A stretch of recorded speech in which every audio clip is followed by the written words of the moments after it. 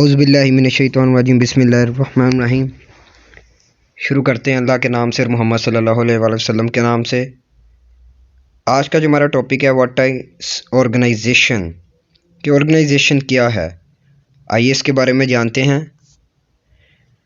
Organisation, an organisation is a collection of people working together in a coordinated and structured fashion to achieve one or more goals.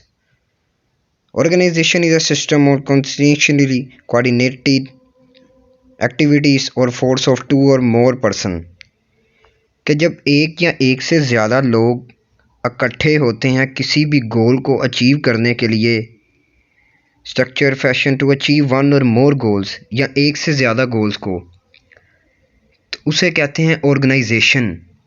कि एक organisation में एक या एक से ज़्यादा डिपार्टमेंट्स होते हैं और वो डिपार्टमेंट्स मिलकर किसी एक गोल या एक से ज़्यादा गोल को अचीव करते हैं।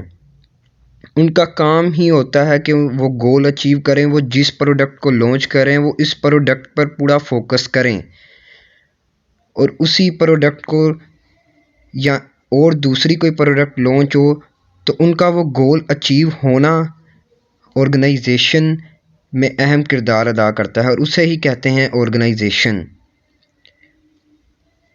तो फिर से डेफिनेशन पढ़ते हैं कि an organisation is a collection of people working together in an coordinated and structured fashion to achieve one or more गोल। कि किसी भी ऑर्गेनाइजेशन का मकसद एक या एक से ज़्यादा लोगों का मिलकर आपस में एक गोल को अचीव करना। जैसे फॉर एग्ज़ाम्पल, मैं एक प्रोडक्ट लॉन्च करता हूं और मैं चाहता हूं कि एक साल में हमारी प्रोडक्ट जो है वो यूएसए में हाई स्केल पर सेल करे।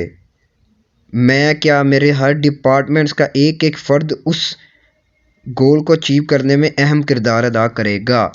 तो वो जो सब मिलकर अहम किरदार अदा करेंगे उसे कहते हैं ऑर्गेनाइजेशन।